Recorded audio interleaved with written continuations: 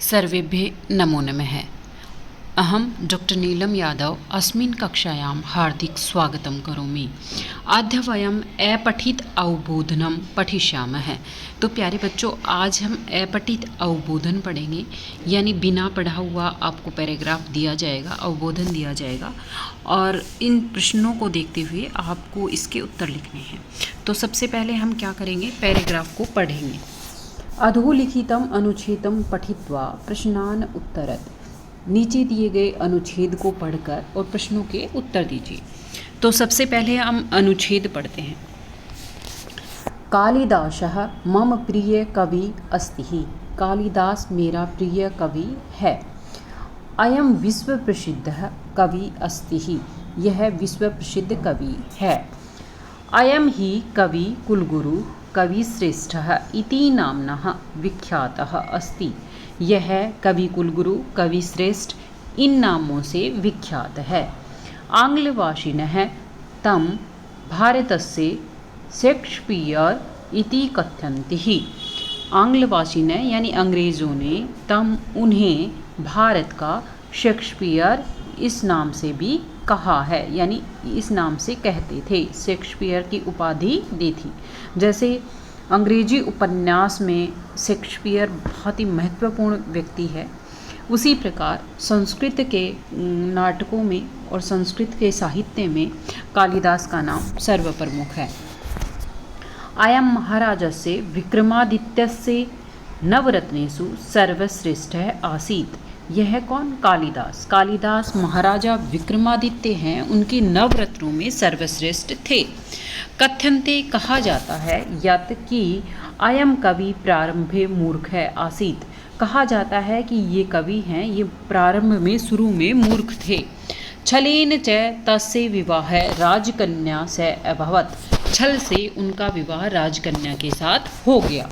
पश्चात कालीदेव्याः उपासनाया अयम विद्वानः संजातः। उसके पश्चात कालीदेव्याः काली देवी की उपासना से यह विद्वान संजात है, यानी हो गया। कालिदास के बारे में ये कही जाती है, मानी जाती है कि कालिदास है वो मूर्ख थे, लेकिन जो काली देवी है उसकी उपासना करके और ये विद्वान हुए। अब देखिए प्रश्न देखिए। सबसे पहले दे रखा है एक पदेन उत्तरतः है। एक पद में उत्तर देना है। एक पद में उत्तर देना है, यानी हमें पूरा लिखने की ज़रूरत नहीं है, सिर्फ एक पद ध्यान में रखते हुए हमें उत्तर देना है। अब देखिए प्रश्न क्या है, कालिदासः कीदृशः कवि अस्ति। कालिदास कैसे कवि थे। तो देखो इसमें पैराग्राफ में दे रखा है अयम विश्व प्रसिद्धः कविर अस्ति। तो इसमें उत्तर आ जाएगा विश्व प्रसिद्धः। कैसे कवि थे? विश्व प्रसिद्ध कवि थे। फिर है अस्य विवाह कया से अभवत। इसका विवाह किसके साथ हुआ? तो देखो अस्य विवाह राजकन्या से अभवत, तो इसमें राजकन्या आ जाएगा। फिर है कवि कुलगुरु इति नाम्नः कै विख्यात है।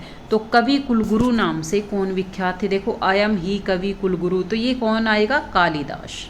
कालिदास हैं, ये कवि कुलगुरु नाम से विख्यात हैं। फिर है कालिदास है कस्य नृपस्य कवि आसीत। कालिदास कौन से राजा के कवि थे? तो इसमें देखो हमने यहाँ पे पढ़ा है कि महाराज विक्रमादित्य से नवरत्नेषु सर्वश्रेष्ठ। तो महाराज विक्रमादित्य हैं, इनके कवि थे। फिर है कालिदास है मनः कवि आसीत। कालिदास इसमें दे रखा है कि किसके कालिदास है कस मनः कवि आसीत, रिक्त स्थान की पूर्ति करनी है। तो देखिए हम पैराग्राफ में देखेंगे कि कहाँ पे दे रखा है कि मनः। सबसे पहले देखेंगे ये देखो, सॉरी मम है, ये कालिदास मम, कालिदास मम, मनः नहीं, कालिदास मम कवि अस्ति। तो कालिदास मम प्रिय कवि अस्ति। देखो प्रिय आ जाएगा इसमें। फिर अस्य गद्यांशस्य शीर्षकः लिखत। इस गद्यांश का शीर्षक लिखना है कि इस गद्यांश का शीर्षक क्या है। तो देखो इसमें हमें शीर्षक लिखना होता है कोई भी गद्यांश का, तो हमें ये देखना होता है इस शीर्षक में किसके बारे में बात की गई है। तो देखो इस शीर्षक में कालिदास के बारे में बात की गई है, तो कालिदास ही इसका उचित शीर्षक होगा।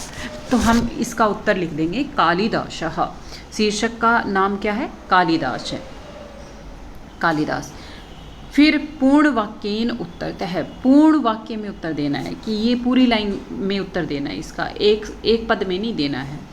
अयम कस्या उपासनाया विद्वान संजातः, ये किसकी उपासना से विद्वान हुए? अयम यह कस्या उपासनाया, किसकी उपासना से, विद्वान है संजात है, विद्वान हुए। अब ये देखो इसमें दे रखा था, हमने पढ़ा भी था, अयम काली देव्यः उपासनाया अयम विद्वान है संजात है। तो हमें ये पूरी लाइन लिख देनी है कि कालिदास है वो काली देवी की उपासना से विद्वान हुए। फिर दूसरा दे रखा है काली आंग्लवासिनः है कालिदासम का कह कथयन्ति, अंग्रेजों ने कालिदास को क्या कहा? तो ये भी हमने पढ़ा है कि देखो आंग्लवासिनः तम भारतस्य शेक्सपियर इति कथयति, आंग्लवासियों ने, अंग्रेजों ने भारत का शेक्सपियर कहा है। किसको कहा है? कालिदास को कहा है। इस प्रकार से आपको उत्तर देने। अब देखो एक बात आपको ध्यान रखनी है कि ये तो आपको अनुच्छेद का अर्थ पता है तो आप इस प्रकार से उत्तर कर सकते हैं।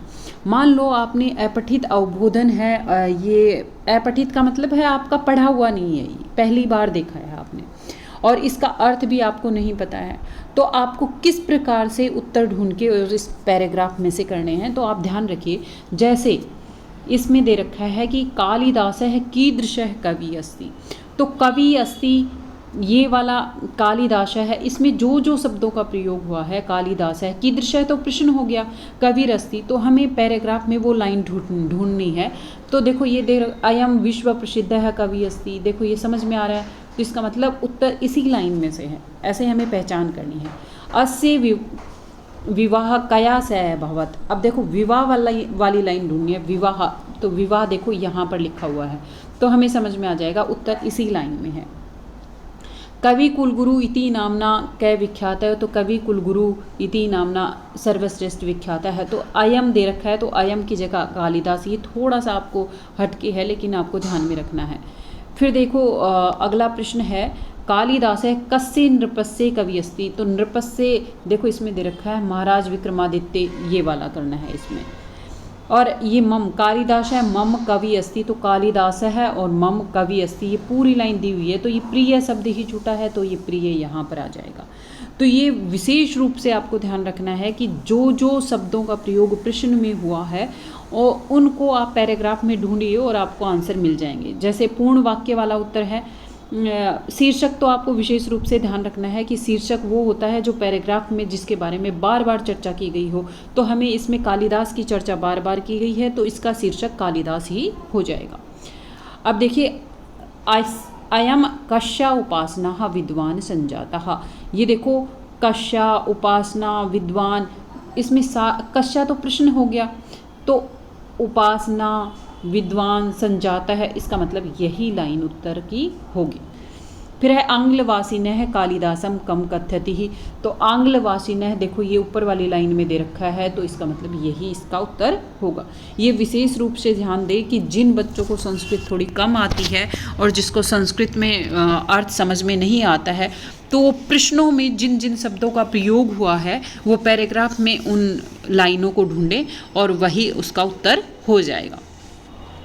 अब देखिए हम अगले अपठित गद्यांश की ओर बढ़ते हैं। अब देखिए ये भी दूसरा पैराग्राफ है। अधोलिखितम अनुच्छेदम पठित्वा प्रश्नान उत्तरतः, निम्नलिखित अधोलिखित यानी नीचे लिखा गया, अनुच्छेदम अनुच्छेद को पठित्वा पढ़ करके प्रश्नान उत्तरतः प्रश्नों के उत्तर दीजिए। देश सेवा एव परमो धर्म अस्ति ही, देश सेवा है वो परम धर्म है। यस्य देशस्य नागरिकाणां हृदयेषु देश सेवा भावना भवति स एव देशः उन्नतिं करोति, यस्य जिसके देशस्य देश के नागरिकाणां नागरिकों के हृदयेषु हृदय में देश सेवा भावना भवति देश सेवा की भावना होती है, स एव वही ही देश उन्नतिं करोति उन्नति करता है। जिस देश के नागरिकों के हृदय में देश सेवा की भावना होती है तो वो क्या करता है, वो देश उन्नति करता है। स्वदेशस्य जना स्वदेशाय जनाः स्वप्राणानाम अपि सहर्षम त्यजन्ति। त्यजन्ति त्याग देते हैं, सहर्षम हर्ष के साथ, स्वप्राणान अपि अपने प्राणों को भी, स्वदेशाय अपने देश के लिए लोग अपने प्राणों को भी खुशी से त्याग देते हैं। आगे बढ़ते हैं। सैनिकाः स्वप्राणैः अपि देशं रक्षन्ति। सैनिक हैं वो अपने प्राणों से भी देश की रक्षा करते हैं। कृषकाः वर्षाम् आतपं शैत्यं च सोढ्वा अपि अन्नेन राष्ट्रं पोष्यति। कृषका है, किसान है, वो वर्षा से, आतपम धूप से, शैत्यम सर्दी से, च उड्वा अपि पहन करके भी, अन्नेन अन्न से, राष्ट्रम पोषति राष्ट्र का पोषण करते हैं। छात्राः उच्चतमः शिक्षां परिश्रमेण प्राप्य देशाम उन्नति पथम नयन्ति।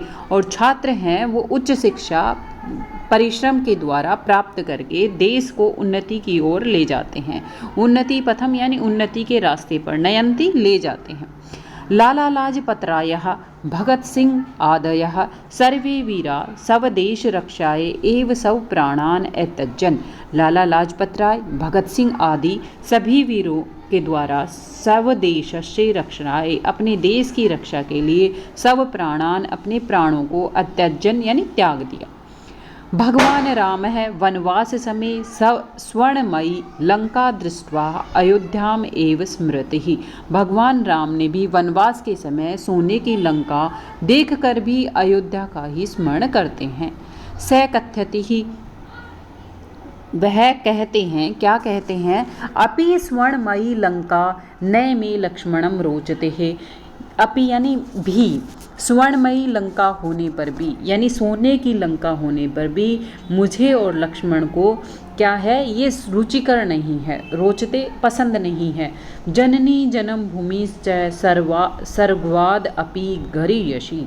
जननी और जन्म भूमि यानी माँ, और जहाँ पर हमने जन्म लिया है वह जन्म भूमि स्वर्ग से भी बढ़कर कही गई है। ये पैराग्राफ हो गया है। अब देखिए हम इसके प्रश्नों को पढ़ेंगे। अब प्रश्न है एक पदेन उत्तरतः, एक पद में हमें उत्तर देना है। अब देखो इसमें क्या दिया गया है, केषाम हृदयेषु देश सेवा भवति, किसके हृदय में देश सेवा होती है। तो हमने इसमें पैराग्राफ में पढ़ा है, देखो नागरिकाणाम हृदयेषु देश सेवा भावना भवति, तो इसमें क्या आ जाएगा, नागरिकाणाम आ जाएगा। फिर है स्वदेशाय जना कान त्यजन्ति, तो सब अपने देश के लिए लोग क्या त्यागते हैं। तो देखो हमने पैराग्राफ में पढ़ा था स्वप्राणान, तो इसमें देखो इसमें दिया भी होगा ये स्वदेशाय जना स्वप्राणान अपि सहर्षम त्यजन्ति, तो इसमें आ जाएगा स्वप्राणान। फिर तीसरा प्रश्न है सैनिकाः कम रक्षन्ति, तो सैनिक है वो किसकी रक्षा करते हैं। तो हमने पढ़ा है देशम, देखो ये सैनिका स्वप्राणान देशम रक्षन्ति, तो इसमें क्या आ जाएगा, देशम आ जाएगा। फिर हम अगले प्रश्न की ओर बढ़ते हैं। राम है लंका दृष्ट्वा काम स्मृति, राम है वो लंका को देखकर काम स्मृति ही, किसको याद करते हैं। तो इसमें हमने पढ़ा है वो किसको याद करते हैं, अयोध्या को याद करते हैं। तो देखो इसमें राम का नाम कहाँ पे आया, ये राम है वनवास समय स्वर्णमयी लंका दृष्ट्वा अयोध्याम एव स्मृति ही, तो इसमें क्या आ जाएगा, अयोध्याम आ जाएगा। अगला प्रश्न देखिए, परमो धर्म अन्योपद्यो विशेष्य पद लिखत। परमो धर्म है, ये इस पद में विशेष्य पद लिखना है। अब देखो विशेष्य क्या होता है और विशेषण क्या होता है। अब विशेष्य होता है कि जिसके बारे में हमें विशेषता बताई जाए, और जो विशेषता होती है वो विशेषण कहलाता है। तो धर्म की विशेषता क्या है, परमः, परम। तो ये देखो पैराग्राफ में इसको ढूंढने की जरूरत नहीं है, आपको ध्यान रखना है विशेषण और विशेष्य। परमो धर्म, तो धर्म है ये विशेष्य हो गया, और इसकी विशेषता क्या है कि वो परम है, तो ये विशेषण हो गया। दो दिए गए हैं शब्द, जैसे सर्वश्रेष्ठ बालकः, तो बालकः विशेष्य हो गया और सर्वश्रेष्ठ विशेषण हो गया। अनेक महिला, तो अनेक विशेषण हो गया और महिला विशेष्य हो गया। निरीह गायः, तो गाय की विशेषता क्या है कि वो निरीह है, तो निरीह क्या हो गया विशेषण और गावः विशेष्य हो गया। इस प्रकार आपको विशेष्य और विशेषण की पहचान करनी है। फिर क्या दे रखा है, अस्य गद्यांश है समुचित शीर्षकम लिखत। अब शीर्षक क्या होता है कि जिसके बारे में बातचीत की गई हो वो शीर्षक कहलाता है। तो इसमें सबसे ज़्यादा बात किसकी गई है, हमारे देश की बात की गई है, कि देश सेवा की बात की गई है, देशभक्ति की बात की गई है। देखो हमें पहला ही शब्द से पता चल रहा है कि इसमें दे गया है देश सेवा एव परमो धर्म अस्ति, फिर देशस्य नागरिकाणाम हृदयेषु, तो इसका मतलब देश सेवा की बात की गई है। तो इसका उचित शीर्षक क्या हो जाएगा, देश सेवा हो जाएगा। फिर आगे बढ़ते हैं, पूर्ण वाक्येन लिखत, पूर्ण वाक्य में उत्तर लिखना है। अब पूर्ण वाक्य में उत्तर लिखना है, प्रश्न क्या है, के सब देश रक्षणाय सब प्राणान एत्यजन, किन किन ने देश रक्षा के लिए अपने प्राणों को त्याग दिया था। तो हमने ये पढ़ा था लाला लाजपत राय, भगत सिंह, देखो ये रहा, लाला लाजपत राय, भगत सिंह आदि सर्वे वीरा सब देश रक्षणाय सब प्राणान एत्यजन। यदि आपको इसका अर्थ भी पता नहीं चल रहा है प्रश्न का, तो आप देख लो कि देश रक्षणाय सब प्राणान एत्यजन, इन शब्दों का प्रयोग है वो पैराग्राफ में कहाँ कहाँ पर हुआ है। तो देखिए ये दे रखा है, सब देशस्य सब प्राणान एतज्जन, तो ये वाली लाइन है, ये पूरी यहाँ तक आ जाएगी उत्तर में। फिर देखिए दूसरा प्रश्न है कि भगवान राम स्वर्णमयी लंका कथम न रोचते, भगवान राम को सोने की लंका है वो क्यों पसंद नहीं है। तो क्यों पसंद नहीं है, क्योंकि जननी जन्म भूमि च सर्वाद अपि गृह्यसी, जननी है जन्म भूमि है, जननी और जन्म भूमि है वो स्वर्ग से भी बढ़कर कही गई है, इसलिए उनको सोने की लंका पसंद नहीं आ रही है। तो आपको इसमें देखो दिया गया है स्वर्णमयी लंका में न रुचते है, तो स्वर्णमयी लंका है वो पसंद नहीं है। क्यों पसंद नहीं है, क्योंकि जननी जन्म भूमि च स्वर्गाद अपि गरीयसी, जननी है और जन्म भूमि है वो स्वर्ग से भी बढ़कर कही गई है। इस प्रकार ये प्रश्न हो गए हैं। अब हम आते हैं अपठित तीसरे गद्यांश पर। देखो, अधोलिखित अनुच्छेदम पठित्वा प्रश्नान उत्तरत, अधोलिखित अनुच्छेद हैं उनको पढ़कर प्रश्नों के उत्तर देने हैं। मया अनेकानि पठितानि, मया अनेकानि पुस्तकानि पठितानि, परं तेषु सर्वेषु रामायणं मह्यं सर्वाधिकं रोचते है। मया यानी मेरे द्वारा अनेकानि अनेक पुस्तकानि पुस्तक पठितानि पढ़ी गई हैं, परंतु तेषु उनमें सर्वेषु सभी में रामायण मुझे सर्वाधिकं रोचते सबसे अधिक पसंद है।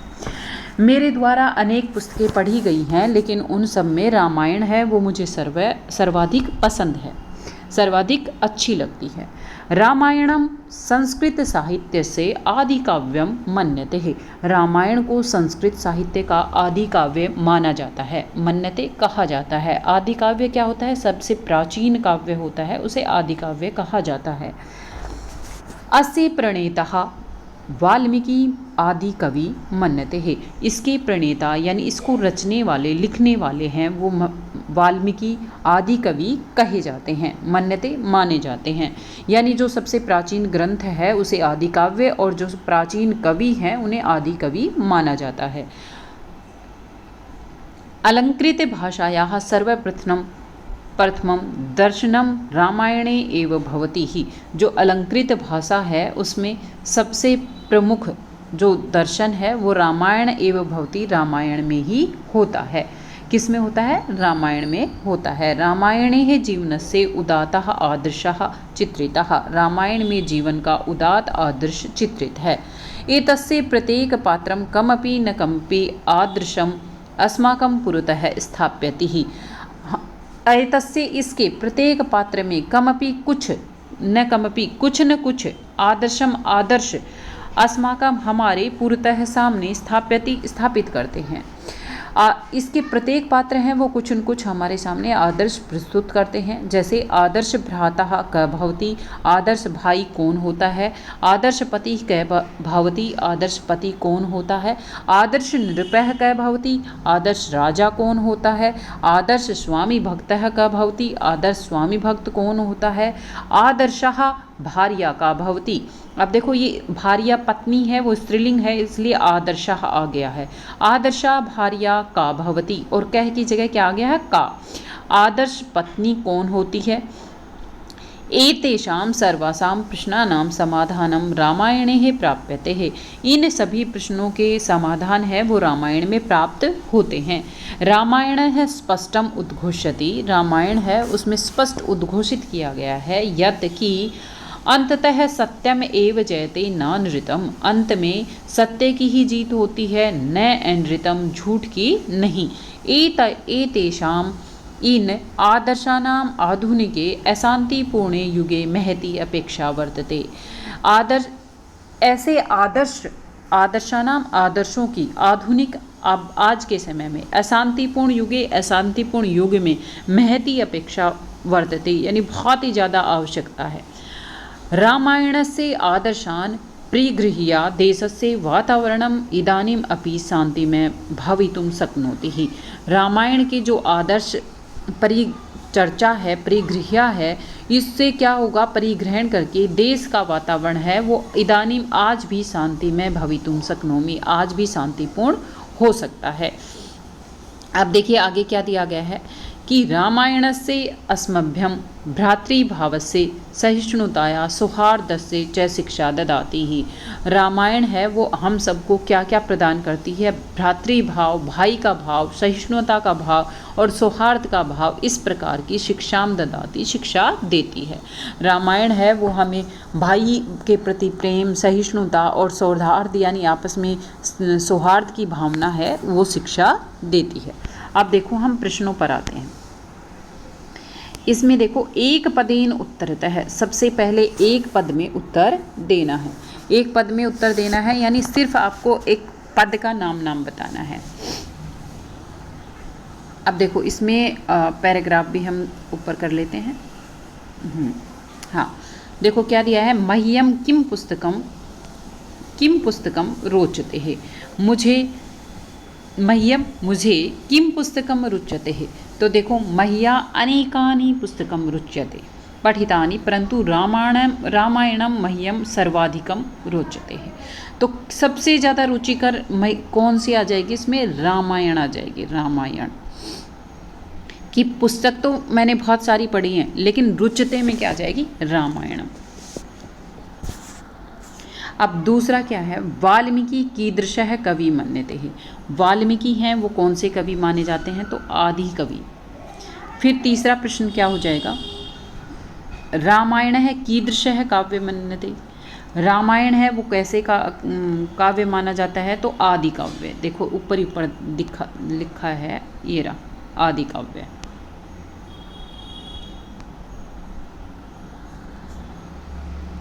आदि काव्य।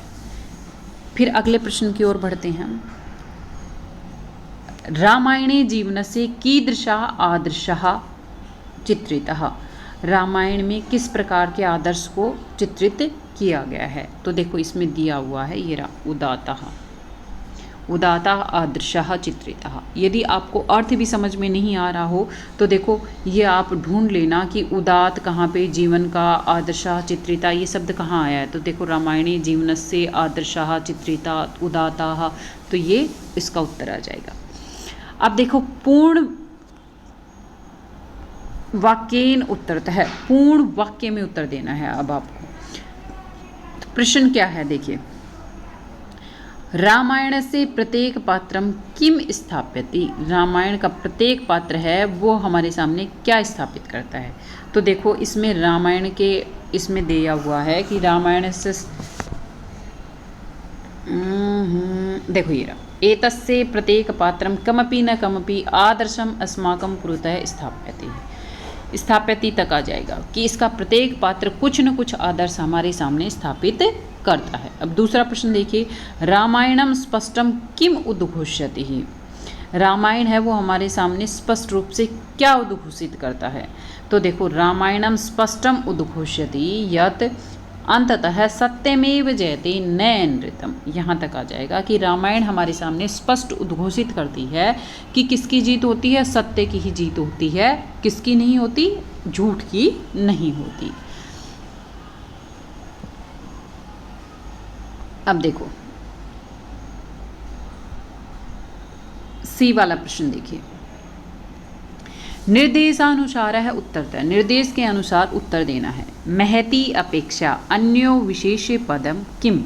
अब देखो, मैंने पिछले वाले पैराग्राफ में भी आपको बताया था कि विशेष्य और विशेषण दो शब्दों का प्रयोग किया जाता है।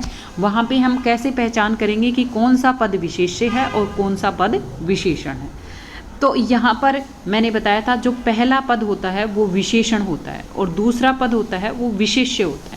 जैसे अपेक्षा है वो महान है, महती है, तो ये क्या हो गया? विशेषण हो गया, और अपेक्षा क्या हो गई? विशेष्य हो गई।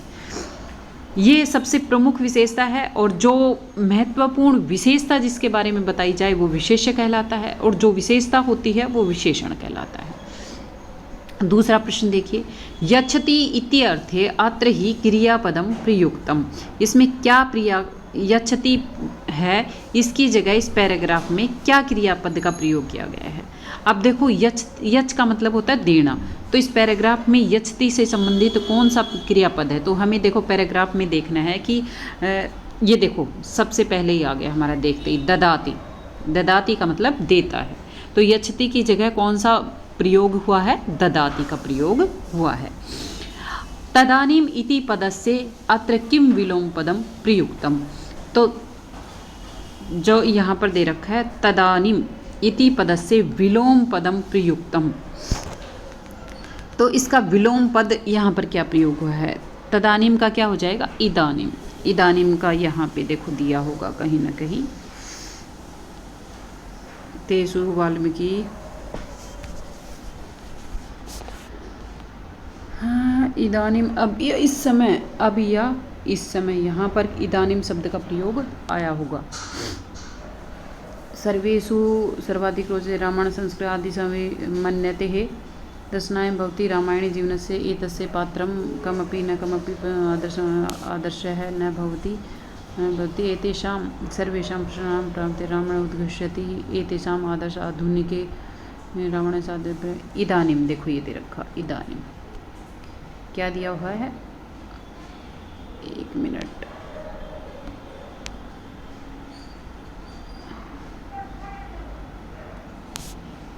देखो ये रहा इदानीम, तो तदानीम का क्या हो जाएगा? इदानीम विलोम शब्द हो जाएगा।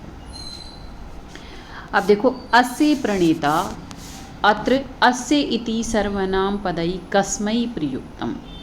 अब देखो, इसमें दिया है अस्य प्रणेता, इसके प्रणेता, इसको लिखने वाले। यहाँ पर अस्य जो सर्वनाम शब्द का प्रयोग है वो किसके लिए प्रयुक्त हुआ है? तो किसके प्रणेता? रामायण के प्रणेता। तो इसमें क्या आ जाएगा? रामायणाय, रामायण के लिए प्रयोग हुआ है ये। फिर अगला प्रश्न क्या है? अस्य अनुच्छेदस्य कृते उचित शीर्षकम लिखत। इसका उचित शीर्षक लिखना है। अब देखो, इसमें किसके बारे में बताई गई है? इसमें रामायण की बात की गई है सबसे ज़्यादा, तो इसका शीर्षक हो सकता है रामायणस्य महत्वम, रामायणस्य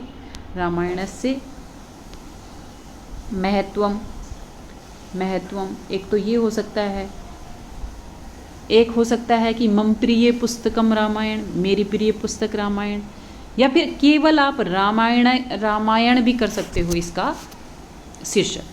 ठीक है, अब हम आगे बढ़ते हैं पैराग्राफ नंबर 4 की तरफ। देखो, सत्संगते महिमा गानम को न जानती। अब देखो, इसमें महिमा गान है, ये महिमा गान। सत्संगते महिमा गानम को न जानाती। जो सत्संगति होती है, अच्छी संगति होती है, उसकी महिमा के गान को कौन नहीं जानता है। संसारे सज्जना अपि दुर्जना अपि संति ही। संसार में सज्जन भी हैं और दुर्जन भी हैं। दुर्जनस्य संगतिम को अपि कर्तुम न इच्छति ही। दुर्जन की मित्रता है वो कोई भी नहीं करना चाहता है। अपरः अत्र सत्संगतं विना मानवस्य जीवनम एव दुर्जीवनम भवति ही। इसके अलग सत्संगम बिना, सज्जनों के बिना मानव का जीवन है वो दुर्जीवन होता है, बहुत ही बुरा होता है। वस्तुतः सत्संगति जनानां पोषिकः कुसंगतिश्च नाशिकः। इस प्रकार से सत्संगति होती है, अच्छी मित्रता होती है, अच्छा साथ होता है, वो लोगों को पोषिकः पोषण करता है, और कुसंगति जो बुरी संगति होती है वो नाशिकः नाश करती है। सर्वे जनाः स्वपोषम एव इच्छन्ति। सभी मनुष्य हैं वो अपना पोषण चाहते हैं, अपनी उन्नति चाहते हैं, अपना विकास चाहते हैं। इच्छन्ति यानी चाहते हैं। विनाशम तु न इच्छन्ति। विनाश तो कोई भी नहीं चाहता है। विनाशम विनाश न तु इच्छन्ति, नहीं चाहते हैं। अतः इसलिए सत्संगति एव श्रेयसी। इसलिए सबसे श्रेष्ठ कौन सी संगति मानी जाती है? सत्संगति यानी अच्छी मित्रता, अच्छा साथ। सज्जना तु सवगुणे एव संतः कथ्यते है। सज्जन व्यक्ति हैं वो अपने गुणों के कारण ही संत कहे जाते हैं। संतः कथ्यते, संत कहे गए हैं। अतएव इसलिए जना सज्जना नाम गुणेभ्य स्पृहयन्ति ही। इसलिए लोग हैं वो सज्जनों के गुणों को ही स्पृहयन्ति, स्पर्श करते हैं यानी लेते हैं। सद्गुणेन जनः मनसः वाचा कर्मणः स्वस्यो भवति ही। अब इसमें क्या बताया गया है कि स्वगुणेन एव जन है, अपने गुणों से ही मनुष्य मन से, वचन से और कर्म से स्वस्थो भवति, स्वस्थ होता है। तेन तस्य आयु वर्धन्ते, उससे उनकी आयु बढ़ती है। यश अपि सततम वर्धते, और यश भी लगातार बढ़ता है, यानी उनकी प्रशंसा दूर दूर तक फैलती है। कौन जानाति, कौन नहीं जानता, यत् सर्वेषां देशानां महापुरुषा अपि सत्संगतः श्रेष्ठः पदवीं प्राप्तवन्। कौन नहीं जानता कि सर्वेषां देशानां, सभी देशों में, महापुरुषा अपि, महापुरुष भी सत्संगत्या, सत्संगति यानी अच्छी संगति में श्रेष्ठां पदवी प्राप्त, श्रेष्ठ पदवी को प्राप्त करते हैं। उक्तम, और कहा भी गया है। क्या कहा गया है? भवभूति नाम, भवभूति, महाकवि भवभूति ने कहा भी है, सत्संग जनानि निघ्नान अपि तारयन्ति। जो अच्छी संगति के लोग होते हैं वो अनेक प्रकार के पापों को भी तारयंती, दूर कर देते हैं। निघनान अपि यानी जो जघन्य पाप किए हुए हैं, तारयंती उनको भी तार देते हैं, उतार देते हैं, दूर कर देते हैं। यानी जो सज्जन व्यक्तियों की मित्रता होती है वो बहुत ही अच्छी मानी गई है। भवभूति ने कहा है कि हजारों पाप किए हैं, लेकिन यदि आपके पास अच्छे मित्र हैं, अच्छी संगति है, तो वो उनको भी दूर कर देते हैं। अब हम प्रश्नों पर आते हैं। एक पदेन उत्तरतः है, एक पद में उत्तर देना है। सबसे पहले हम एक पद में उत्तर देने के लिए पढ़ते हैं पहला प्रश्न। सत्संगति विना जीवनम किम भवति। सत्संगति के बिना जीवन कैसा होता है? तो हमने पैराग्राफ में पढ़ा है दुर्जीवनम। सत्संगति के बिना, देखो ये रहा दुर्जीवनम, क्या जाएगा? दुर्जीवनम। फिर दूसरा प्रश्न देखिए, कुसंगति ही कीदृशी ही। तो कुसंगति होती है वो कैसी होती है? तो कुसंगति नाशिका, हमने पढ़ा था पैराग्राफ में, कुसंगति नाशिका। ये देखो,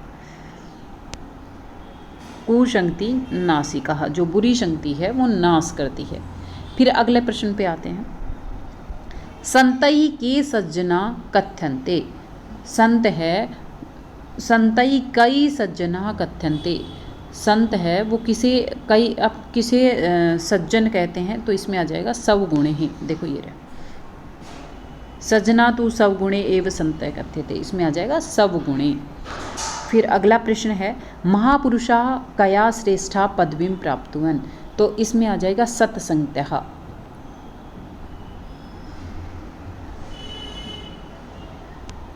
सत्संगतः। फिर है कुसंगति अस्य पदस्य किम विलोम पदम। कुसंगति यानी बुरी संगति, तो बुरी संगति है तो इसका विलोम शब्द कुसंगति का क्या हो जाएगा? सत्संगति, सत्संगत्या, सत्संगत्या हो जाएगा। फिर अगला है, अस्य गद्यांशस्य शीर्षकम लिखत। इस गद्यांश का शीर्षक लिखना है। तो शीर्षक आपको पता है, मैंने बहुत बार बताया है कि इस पैराग्राफ में जिसके बारे में वर्णन किया जाता है तो वही उसका श्रेष्ठ शीर्षक होता है। तो इसमें किसके बारे में बताया गया है? सत्संगति के बारे में बताया गया है। तो सत्संगति है ये इसका, सत्संगति, केवल सत्संगति ध्यान में रखना, सत्संगति ये इसका शीर्षक हो जाएगा। अब अगला प्रश्न क्या है, पूर्ण वाक्येन उत्तरतः, पूर्ण वाक्य में उत्तर देना है। प्रश्न है अस्मिन् संसारे कीदृशः जना भवति, इस संसार में कैसे लोग हैं। तो इस संसार में सज्जन भी हैं और दुर्जन भी हैं। तो हमने इसमें पढ़ा था ना, अस्मिन् संसारे, ये रहा देखो पहली लाइन ऊपर ऊपर दी हुई है, देखो संसारे सज्जना अपि दुर्जना अपि सन्ति, इस संसार में सज्जन व्यक्ति भी हैं और दुर्जन व्यक्ति भी हैं। अब दूसरा क्या है, भावभूति नाम किम उक्तम, भावभूति ने क्या कहा। अब भावभूति कवि हैं, उन्होंने क्या कहा है, तो ये देखो उक्तम ही भावभूति नाम सतसंगति निघ्नान्य अपि तारयन्ति ही, ये भावभूति ने कहा है। अब हम आगे बढ़ते हैं, पैराग्राफ नंबर 5 पर आते हैं। देखो दीपोत्सव भारतीयानां प्रसिद्धः पर्व अस्ति ही, दीपोत्सव यानी दीपावली भारतीयानां, भारतीयों का प्रसिद्ध पर्व अस्ति, बहुत ही प्रसिद्ध पर्व है। अस्य प्रारब्धः, इसका प्रारंभ रामायण कालात् अभवत्, रामायण के समय से ही शुरू हो गया। यदा श्री रामचंद्रः रावणं निहत्य अयोध्याम् अगच्छत् तया जनैः स्वगृहेषु मंगलसूचकः दीपका प्रचलितः। इसमें देखो क्या बताया गया है, यदा जब श्री रामचंद्र हैं वो रावण को निहत्य मार करके अयोध्याम आगच्छत, अयोध्या वापस आए, तदा तब जनई लोगों द्वारा स्वगृहेषु अपने घरों में मंगल सूचक दीपकः दीपक प्रज्वलितः प्रज्वलित किए। अस्मिन् उत्सवे, इस उत्सव में जनः लक्ष्मी पूजाम कुर्वन्ति ही, इस उत्सव पर लोग हैं वो लक्ष्मी की पूजा करते हैं। बंग देशे, बंग देश में अस्मिन् अवसर है, इस अवसर पर दुर्गा पूजा भवति, दुर्गा पूजा होती है। अयम उत्सव है, यह उत्सव कार्तिक मास से, कार्तिक महीने की अमावस्याम संपादित यानी संपादित होती है। यह उत्सव है वो कार्तिक महीने की अमावस्या को होता है। अब देखिए ये दीपावली के बारे में पैराग्राफ है। यदि हमें इसके बारे में पूछा जाए कि इसका उचित शीर्षक क्या होगा, तो शीर्षक है वो दीपावली ही होगा, दीपोत्सव हो जाएगा। तो अब हम प्रश्नों पर आते हैं। प्रश्न देखिए क्या दिया गया है, दीपोत्सव जना किम कुर्वन्ति ही, दीपोत्सव पर लोग क्या करते हैं। तो हमने पढ़ा है लक्ष्मी पूजा, देखो लक्ष्मी पूजा कुर्वन्ति, तो इसमें क्या आ जाएगा, लक्ष्मी पूजा आ जाएगा। फिर दूसरा दे रखा है अयम उत्सवः, यह उत्सव, यहाँ अत्र सर्वनाम पदे का विभक्ति प्रयुज्यते है। सर्वनाम पद यानी अयम शब्द है, इसमें कौन सी विभक्ति है, तो इसमें प्रथमा विभक्ति है। अयम इमो इमे, तो अयम में कौन सी विभक्ति है, प्रथमा है। फिर दूसरा प्रश्न देखिए, यदा श्री रामचंद्र अयोध्याम आगच्छन् तदा जना किम कुर्वन्, जब रामचंद्र अयोध्या आते हैं तो फिर लोग हैं वो क्या करते हैं। तो देखो इसमें जब रामचंद्र घर आते हैं तो इसमें क्या दिया गया है, आगच्छन् जने सब गृहेषु मंगल सूचकः दीपका प्रज्वलितः, यहाँ तक आ जाएगा। लोग हैं वो मंगल सूचक दीवों को प्रज्वलित करते हैं। बंग देशे दीपोत्सव अवसरे किम भवति, बंग देश में दीपोत्सव के अवसर पर क्या होता है, क्या होता है, तो बंग देशे अस्मिन् अवसरे दुर्गा पूजा भवति, इस अवसर पर क्या होती है, दुर्गा पूजा होती है। अब देखिए लास्ट वाला प्रश्न क्या है, गद्यांशात् उपर्युक्त पदानि विचित्य रिक्त स्थानम पूर्यत, गद्यांश से उपयुक्त पदों को चुनकर और रिक्त स्थान की पूर्ति करनी है। तो देखिए बंग प्रदेशे अस्मिन अवसरे, तो यहाँ पर रिक्त स्थान है, तो यहाँ पर क्या हो जाएगी, दुर्गा, दुर्गा पूजा, दुर्गा पूजा हो जाएगी यहाँ पर। फिर है अयम उत्सवः अमावस्याम, तो यहाँ पर अमावस्या हो जाएगी, अमावस्या। देखो यहाँ पर दिया गया, दूसरे वाले में अमावस्या हो जाएगी और पहले वाले में दुर्गा पूजा हो जाएगी। इस प्रकार ये पैराग्राफ हो गया है। अभी लास्ट एक पैराग्राफ और देखते हैं। अधोलिखितम अनुच्छेदम पठित्वा प्रश्नान उत्तरत, अधोलिखित अनुच्छेद को पढ़कर प्रश्नों के उत्तर दीजिए। संस्कृत भाषा देवभाषा प्राय सर्वासां भारतीय भाषाणां जननी प्रादेशिक भाषाणां च प्राणभूता, संस्कृत भाषा है वो देव भाषा है और प्राय सभी भारतीय भाषाओं की जननी है और प्रादेशिक भाषाओं को जन्म देने वाली है। यया प्राणी अनेन जीवति परम वायु विना क्षण अपि जीवनम रक्षितुं न शक्नोति, यथा जैसे प्राणी है वो अन्नेन जीवति, जिस प्रकार प्राणी अन्न से जीवित रहता है, परम वायु बिना क्षणपि जीवितुम रक्षितुम न शक्नोति, लेकिन वायु के बिना भी क्षण भर जीना संभव नहीं है, तथैव वैसे ही अस्य देशस्य, इस देश में भी कापि भाषा संस्कृत भाषा अवलंबे बिना जीवितुम अक्षमा भवति इति निसंशयः।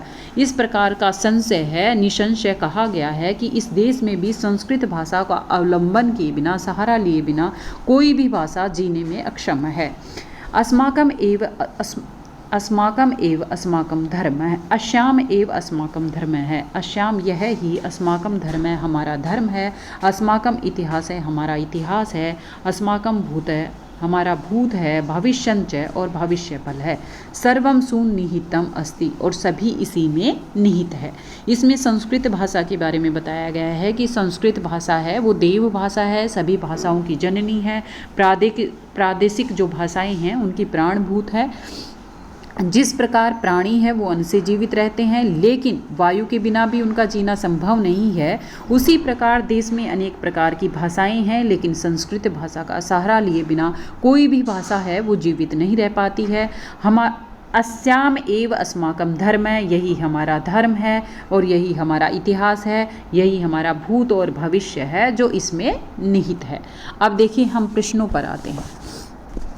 पहला प्रश्न देखिए, संस्कृत भाषा काशाम प्राणभूता आसन, तो इसमें आ जाएगा प्रादेशिक भाषाणां। क्या आ जाएगा? प्रादेशिक भाषाणां। फिर है प्राणी न प्राण रक्षाए किम आवश्यकम वर्तते है, तो इसमें आ जाएगा वायु आवश्यकम वर्तते है, वायु। फिर तीसरा प्रश्न है संस्कृत भाषाओं विना का जीवितुम अक्षमतः, तो इसमें आ जाएगा बिना देशस्य कापि भाषा। देखो ये दे रखा, संस्कृत भाषा बिना अक्षमतः कापि भाषा, कोई भी भाषा है वो जीवित, ये देखो देशस्य कापि भाषा, कोई भी भाषा। फिर अगला प्रश्न है अक्षमा इति पदस्य विलोम शब्द लिखत, अक्षमा है उसका विलोम, अक्षमा का विलोम शब्द लिखना है, तो इसमें आ जाएगा क्षमा, क्षमा का हो जाएगा अक्षमा। इस प्रकार ये अपठित पद्यांश हैं, ये हैं पूर्ण होते हैं। जो भी आपको इससे संबंधित समस्या हो आप ज़रूर कमेंट करके पूछें। धन्यवाद है। जयतु संस्कृतम, जयतु भारतम।